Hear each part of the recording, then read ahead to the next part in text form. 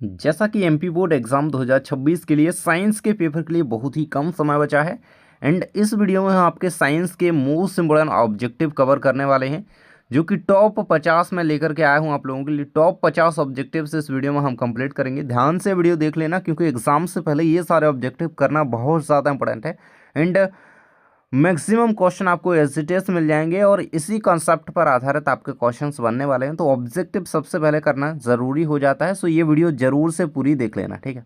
अपने दोस्त के साथ वीडियो को शेयर कर देना एंड हम आपके क्वेश्चंस को कवर करते हैं। पहला क्वेश्चन दिया गया है, जिन अभिक्रियाओं में ऊष्मा का अवशोषण होता है उन्हें कहते हैं ऊष्माक्षेपी, ऊष्माशोषी, संयोजन या बाष्पीकरण, ठीक है। तो कह रहा है ऊष्मा का अवशोषण, ठीक है।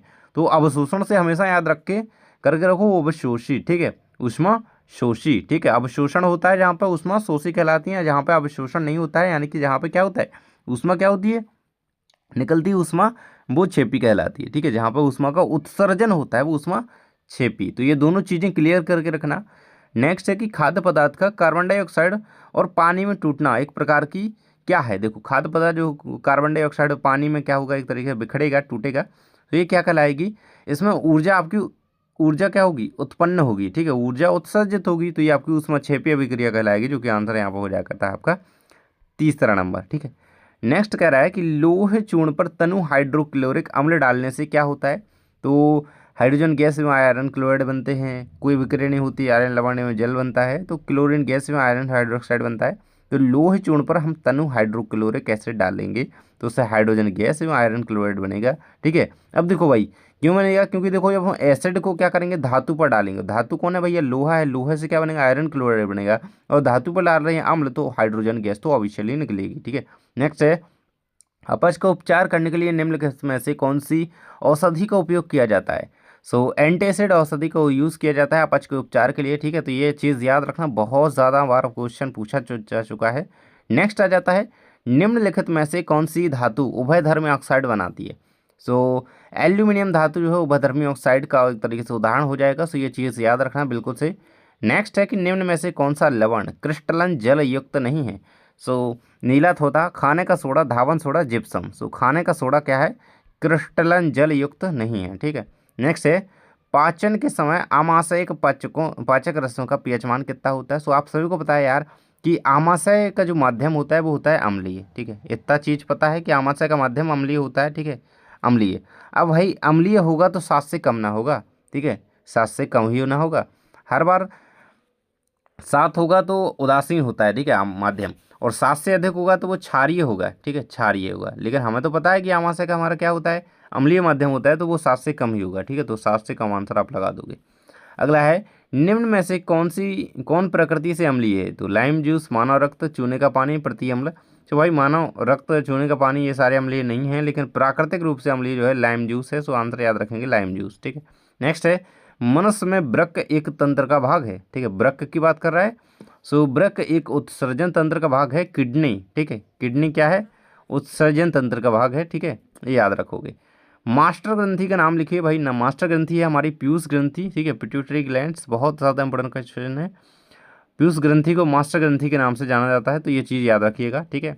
मुकुलन द्वारा अलैंगिक जनन किस में होता है। तो मुकुलन द्वारा अलैंगिक जनन जो होता है वो ईस्ट में होता है, ठीक है, ईस्ट में होता है, ईस्ट में होता है, ठीक है। हाइड्रा होता है, हाइड्रा में भी होता है, ठीक है, हाइड्रा याद रखिएगा। नेक्स्ट है NaOH का 10 ml बिलियन HCl के 8 ml बिलियन से पूर्णतः उदासीन हो जाता है यदि यह NaOH के उसी बिलियन का 20 ml लें। देखो भाई दोगुनी बात करनी है, सीधी बात है भैया, 10 ml के लिए 8 ml से वो उदासीन हो रहा है, तो 20 ml के लिए भैया मैं 16, 8 दो ना 16। सो इस तरीके से आप कर सकते हो, अदरवाइज आप याद रखिएगा। नेक्स्ट है किसी रासायनिक अभिक्रिया की पहचान है, अवस्था में परिवर्तन हो, रंग में परिवर्तन हो। तो रासायनिक अभिक्रिया में हमेशा क्या होता है, ये सारी चीज़ें होती हैं, ठीक है। मतलब कोई भी पदार्थ है उसके साथ अगर अभिक्रिया कंप्लीट हो जाएगी तो वो उसकी अवस्था में परिवर्तन हो सकता है, रंग में भी चेंजेस हो सकता है और तापमान में भी परिवर्तन हो सकता है, ठीक है। तो ये उपरोक्त सभी यहाँ पे सारी चीज़ें एग्री करती हैं। नेक्स्ट है रासायनिक अभिक्रिया में भाग लेने वाले पदार्थ तो भैया अभिकारक कहलाते हैं, ठीक है। जो भाग ले रहे हैं, ठीक है, वो क्या अभिकारक हैं, जो बन रहे हैं वो क्या है आपके उत्पाद हैं, ठीक है। तो ये चीज़ याद रखना, जो जो पदार्थ बनेगा उससे, ठीक है, अभिक्रिया के पश्चात वो उत्पाद है, ठीक है। निम्न में से कौन भौतिक परिवर्तन नहीं है। तो LPG का दहन ये आपका रासायनिक परिवर्तन है, जबकि खौलते पानी से जलवाष्प बनना ये आपका भौतिक परिवर्तन है। बर्फ का पिघल करके जल बनना ये भौतिक परिवर्तन है। नमक का पानी में घुलना ये भौतिक परिवर्तन है। जबकि एलपीजी का दहन ये आपका रासायनिक परिवर्तन है। ठीक है, कोई विलयन लाल को नीला कर दे रहा है भैया, लाल से नीला हो रहा है, इसका पीएच संभवतः क्या होगा भाई, लाल से नीला तो हमारे क्षार करते हैं, सो हमारा 7 से अधिक होगा यानी कि 10 होगा। ठीक है, तो 10 आप आंसर लगा दोगे। नीले से लाल करे तो वो क्षार अम्ल हो जाएगा। ठीक है, सबसे अधिक अभिक्रियाशील धातु कौन सी है, सोडियम हो गई या गोल्ड हो गया, कॉपर हो गया, एजी हो गया, सिल्वर हो गया। ठीक है, सो आपका यहाँ पे क्या हो जाएगा, इसका सोडियम हो जाएगा, जो कि अभिक्रियाशील धातु है, जो कि जल से भी अभिक्रिया मतलब हवा से भी खुले में छोड़ दो तो आग पकड़ लेती है। सबसे ज़्यादा अभिक्रियाशील धातु है। सबसे कम बात करें तो ये यू यानी कि ये गोल्ड जो है सबसे कम अभिक्रियाशील धातु है। ये चीज़ क्लियर करके रखना। नेक्स्ट है, निम्नलिखित में से कौन सा पादप हार्मोन है। सो पादप हार्मोन देखो भाई, साइटोकाइनिन जो है एक प्रकार का प्लांट हार्मोन है। बहुत ज़्यादा इंपॉर्टेंट क्वेश्चन है, क्वेश्चन आया हुआ है कि पादप हार्मोन है सो साइटोकाइनिन। जबकि इंसुलिन, एस्ट्रोजन हो गया, थायरोक्सिन, ये क्या होती हैं, जंतु हार्मोन के अंतर्गत आते हैं। ठीक है, ये होते हैं एनिमल हार्मोन। ठीक है, एनिमल हार्मोन, एंड ये है आपका प्लांट हार्मोन। ठीक है, तो इस चीज़ को क्लियर करके रखना। साइटोकाइनिन क्या है, एक प्लांट हार्मोन है, जिसमें और अदर प्लांट हार्मोन की बात करें तो जिब्रेलिन हो सकता है, आपका ऑक्सिन हो सकता है। ठीक है, तो इनको याद करके रखना। नेक्स्ट है, पराग कोष में होती है, तो भाई पराग कोष में पराग है तो भाई पराग कोष में परागकण ही ना होंगे। ठीक है, तो ये चीज़ याद करके रखना, पराग कोष में परागकण होते हैं। ठीक है, नेक्स्ट है, अनुवांशिकी का जनक या अनुवांशिकी का पितामह है तो ग्रेगर जॉन मेंडल को कहा जाता है। ठीक है, ये चीज़ बिल्कुल से याद रखना है ना। अनुवांशिकी के जनक के रूप में ग्रेगर जॉन मेंडल या मेंडल को जाना जाता है। लेंस की क्षमता का ऐसा ही मात्रक होता है डायोप्टर भैया, जैसे कैपिटल डी से हम प्रदर्शित करते हैं, डायोप्टर होता है क्षमता का ऐसा ही मात्रक। ठीक है, प्रतिरोध का ऐसा ही मात्रक हमारा ओम मीटर होता है। ठीक है, ओम होता है। ठीक है, प्रतिरोधकता का ओम मीटर होता है। ठीक है, प्रतिरोध का क्या होता है, प्रतिरोध का क्या होता है, प्रतिरोध का भैया हमारा ओम दिया गया है। प्रतिरोधकता का क्या होता है, ओम मीटर होता है। ठीक है, तो ये दोनों चीज़ों को याद रखना। ठीक है, नेक्स्ट आ जाता है, अब धारा, धारा का मात्रक क्या है। ठीक है, विद्युत धारा का। ठीक है, बताइएगा धारा का मात्रक क्या है, ऑप्शन दिए गए हैं इन चारों में से है। ठीक है, बताइए धारा का मात्रक। पादप में जाइलम उत्तरदायी है ऑक्सीजन के वहन के लिए, भोजन के लिए, जल के लिए, अम्ल के लिए। ठीक है, तो जाइलम में जा है और जल में जा है, तो जाइलम किसके लिए उत्तरदायी है, जल के लिए। ठीक है, और फ्लोएम की बात करें कभी भी, फ्लोएम है ना, जो कि एक यहाँ पर कह सकते हो आप, यहाँ पे आपका एक जो कि ऊतक है और किस लिए, आप भोजन के वहन के लिए उत्तरदायी होता है। तो ये फ्लोएम में क्या आ रहा है, जैसे इंग्लिश में इसको लिख रहे हैं हम फ्लोएम इस तरीके से। ठीक है, तो फ्लोएम में एफ आ रहा है। ठीक है, और भोजन, भोजन को इंग्लिश में लिख रहे हैं जैसे, तो क्या आता है हमारा फूड, तो एफ यहाँ पे भी आ रहा है। ठीक है, तो ये चीज़, अब जाइलम का जा याद रहेगा यार, तो फिर तो फ्लोएम आसानी से बन भी जाएगा। तो ये चीज़ याद करके रखो। ठीक है, मस्तिष्क का मुख्य सोचने वाला भाग है तो वो है अग्र मस्तिष्क। ठीक है, मुख्य सोचने वाला भाग अग्र, आगे होगा भाई, अग्र मस्तिष्क। नेक्स्ट है, निम्न से कौन सा मानव में मादा जनन तंत्र का भाग नहीं है, तो अंडाशय, शुक्रवाहिका, गर्भाशय, डिम्बाइनी, तो ये तो बिल्कुल सही है। जबकि शुक्रवाहिका ये पुरुष मादा, पुरुष के मतलब नर के जनन तंत्र का भाग होता है, जो कि सही हो जाएगा यहाँ पे। ठीक है, अगला है, निम्नलिखित में से कौन सा पदार्थ लेंस बनाने के लिए प्रयुक्त नहीं किया जा सकता, कांच, मिट्टी, जल, प्लास्टिक। सो मिट्टी का यूज़ नहीं किया जा सकता।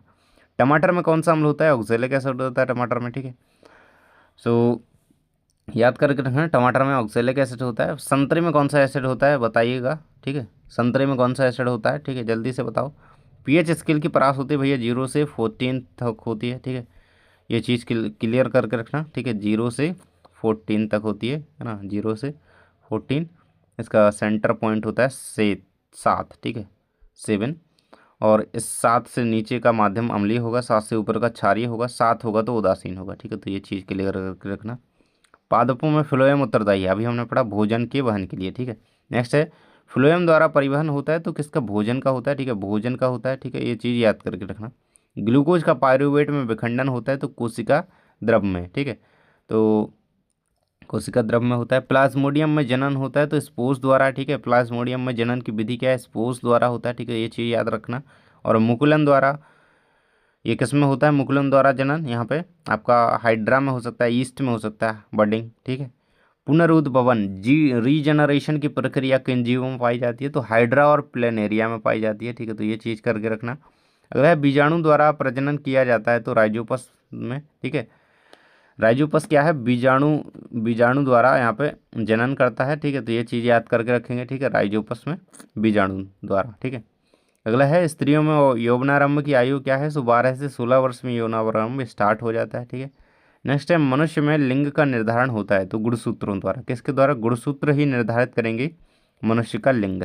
नेक्स्ट है मानव नेत्र जिस भाग पर किसी वस्तु का प्रतिबिंब बनता है वो रेटिना कहलाता है, यानी कि इसको हिंदी में दृष्टि पटल भी कहते हैं, ठीक है, दृष्टि पटल। इस तरीके से ये चीज़ आपको क्लियर करके रखनी है, रेटिना या दृष्टि पटल, ठीक है। विद्युत शक्ति का ऐसा मात्रा क्या होता है भाई, विद्युत शक्ति का वाट होता है, ठीक है, बहुत इंपॉर्टेंट है। दूरदृष्टि दोष के निवारण के लिए उपयोग किया जाने वाला लेंस कौन सा है, तो उत्तल लेंस हो जाएगा आंसर इसका, ठीक है, दूरदृष्टि के निवारण के लिए, ठीक है। और वहीं बात करिए अगर निकट दृष्टि दोष के लिए, ठीक है, निकट की, तो उसके लिए कौन सा होता है आपका, अवतल लेंस उत्तरदायी होता है निकट दृष्टि दोष के लिए, ठीक है। और जरा दृष्टि दोष है तो उसके लिए हम यहाँ पे वाइफोकल लेंस का यूज़ करेंगे, ठीक है, वाइफोकल लेंस का यूज़ करेंगे, ठीक है, वाइफोकल लेंस का यूज़ करेंगे, ये चीज़ याद करके रखना। अभिनेत्र लेंस की फोकस दूरी में परिवर्तन किया जाता है, तो पुतली द्वारा, पक्षमावी द्वारा, पटल द्वारा या फिर परितारिका द्वारा। तो अभिनेत्र लेंस की फोकस दूरी में यहाँ पे पक्षमावी पेशियों द्वारा परिवर्तन किया जाता है। नेक्स्ट है निम्नलिखित में से कौन सा पद विद्युत परिपथ में विद्युत शक्ति को निरूपित नहीं करता है, सो यहाँ पे IR2 गलत हो जाता है, जो कि यहाँ पे आपका गलत है, ठीक है। नेक्स्ट है विद्युत धारा मापने का यंत्र है अमीटर है, ठीक है, विद्युत धारा को कैसे मापा जाता है, अमीटर द्वारा, ये चीज़ क्लियर करके रखो। अगला है कैल्शियम ऑक्साइड की जल के साथ अभिक्रिया किस प्रकार की अभिक्रिया, कैल्शियम ऑक्साइड, तो ये ऊष्मक्षेपी, क्योंकि यहाँ पर ऊष्मा का उत्सर्जन होता है, ठीक है। नेक्स्ट है कोई बिलियन अंडे के पिसे हुए कवच से अभिक्रिया कर गैस उत्पन्न करता है जो चूने के पानी को दूधिया कर देती है।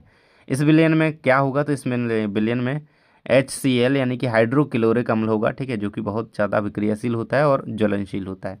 नेक्स्ट है किसी कोशिका में आनुवांशिक संकेत निहित होते हैं, सो DNA में, हमेशा ही DNA में क्या होते हैं, आनुवांशिक संकेत होते हैं, आनुवांशिक यहाँ पे जो हो सकती हैं स्मृतियाँ हो सकती हैं। नेक्स्ट है मनुष्य में लिंग गुणसूत्रों की संख्या होती है, तो केवल एक जोड़ी होती है, ठीक है। टोटल जो होते हैं 23 जोड़ी यहाँ पे क्या होती हैं, वो यहाँ पे गुणसूत्र होते हैं, जो कि संख्या में 46 होते हैं, 23 पेयर होते हैं, जोड़ी है ना, जोड़ी में 2 होंगे तो भाई टोटल 46 होंगे। और अगर लिंग गुणसूत्र की बात करी जाए तो वो एक ही होगा, ठीक है, एक जोड़ी होगा मतलब 2 होंगे, ठीक है, ठीक है, 2 होंगे, तो एक जोड़ी मतलब 2। नेक्स्ट है समतल दर्पण की फोकस दूरी होती है, तो वो अनंत होती है, ये चीज़ क्लियर करके रखिएगा। नेक्स्ट है कि निम्नलिखित में से कौन सी अधातु द्रव होती है, सो देखो ब्रोमीन जो है एक अधातु है जो कि द्रव होती है, और यहाँ पे तो अधातु है, लेकिन धातु कौन सी द्रव होती है, ये जल्दी से आप लोग बताइए, धातु कौन सी द्रव होती है। मैंने उसका सिंबल ये इस तरीके से आप उसको प्रदर्शित करते हैं, आप उसका नाम बताओ आप लोग, धातु है ना, ये वाली धातु होती है भाई द्रव अवस्था में, लेकिन उसका नाम क्या है जल्दी से बताइएगा। नेक्स्ट है जब जल धातु के साथ क्रिया करता है तो भाई हाइड्रोजन गैस, ठीक है, हाइड्रोजन गैस, क्योंकि धातु के साथ क्रिया करके जल और अम्ल वगैरह ये क्या हाइड्रोजन गैस का ही निष्कर्षण करते हैं, यहाँ पे उसको उत्सर्जित करते हैं। नेक्स्ट है आपका क्वेश्चन 50वां है अमोनिया के अणु NH3 में है क्या है, तो उसमें एक बॉन्ड होता है, एकल बंध होता है, केवल एकल बंध होता है, ठीक है, NH3, ये है अमोनिया का सूत्र, ठीक है, इसको याद करके रखिएगा। बाकी अदर जगह पर भी आप हमसे जुड़ सकते हैं, सो सब्सक्राइब करके इन सारी चीज़ों को ज्वाइन कर सकते हो, और सारे PDF वगैरह आपको वहाँ पे मिल सकते हैं, सो ज्वाइन करें एंड जुड़े रहें हमसे। मिलते हैं नेक्स्ट वीडियो में, थैंक्स फॉर वाचिंग। और इन सारे क्वेश्चन को रेडी करके और वीडियोस डले हुए साइंस के लिए उनको भी रेडी करके जाओ। Thanks for watching.